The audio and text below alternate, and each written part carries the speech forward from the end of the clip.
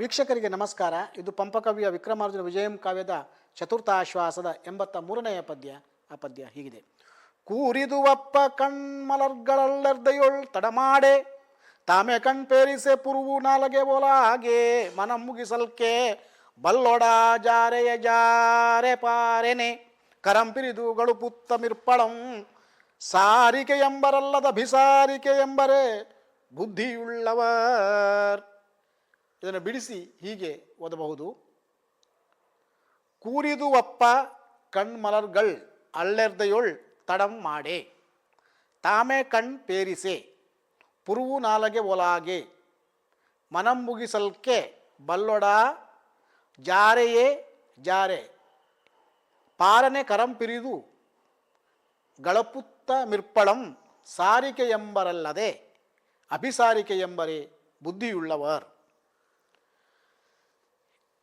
ನಾನು ಆವಾಗಲೇ ಹೇಳಿದ ಹಾಗೆ ನಿಜವಾದ ವೇಶ್ಯೆಯ ಗುಣಲಕ್ಷಣ ಏನು ಎನ್ನುವುದನ್ನು ಈ ಪದ್ಯದಲ್ಲಿ ಪಂಪ ಇನ್ನಷ್ಟು ವಿವರಿಸ್ತಾನೆ. ಏನಂತದು? ಕೂರಿದುವಪ್ಪ ಕಣ್ಮಲರ್ಗಳ್, ಹರಿತವಾದ ಕಣ್ಣಿನ ನೋಟಗಳು,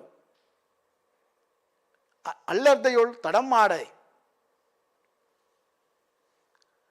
ಅಂದರೆ ಎದೆಯನ್ನು ನಡುಗಿಸುತ್ತಿರಲು ಅಥವಾ ನಡುಗುವಂಥ ಎದೆಯಲ್ಲಿ ತಡ ಮಾಡದೆ ಆಡುತ್ತಿರಲು ತಾಮೇ ಕಣ್ ಪೇರಿಸೆ ಪುರುವು ಹಾಗೆ ಅಂದರೆ ತಾವಾಗಿಯೇ ಚಲಿಸುವಂತೆ ಅವು ಹುಬ್ಬುಗಳು ಮಾಡಲು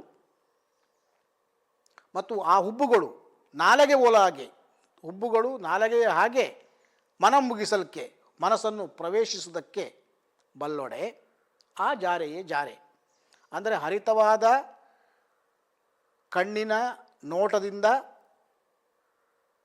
ನಡುಗುವಂತಹ ಎದೆಯಲ್ಲಿ ತಡ ಮಾಡದೆ ತಾವೇ ಚಂಚಲತೆಯನ್ನುಂಟು ಮಾಡಲು ಮತ್ತು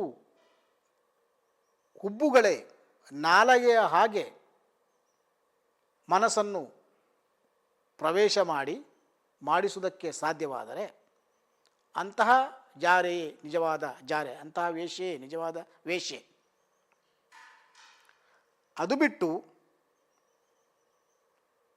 ಪಾರನೆ ಕರಂಪಿರಿದುಗಳು ಪುತ್ತಂ ಅಂದರೆ ಜಾರತನವನ್ನೇ ಸುಮ್ಮನೆ ದಿನಗಟ್ಟಲೆ ಮಾತಾಡ್ತಾ ಗಳುಪುತ್ತಂ, ಗಳಪು ಅಂದರೆ ಗಳಹು ಅಂದರೆ ಬಾಯಿಗೆ ಬಂದಾಗೆ ಮಾತಾಡೋದು, ಗಳಪುತ್ತಂ ಇರ್ಪಳಂ ಸಾರಿಕೆ ಎಂಬರು ಅವಳನ್ನು ಸಾರಿಕೆ ಅಂದರೆ ಗಿಳಿ ಅಂತ ಹೇಳ್ತಾರೆ ಹೊರತು ಅಭಿಸಾರಿಕೆ ಅಂದರೆ ವೇಶ್ಯೆ ಎಂಬರೇ ಬುದ್ಧಿಯುಳ್ಳವರು.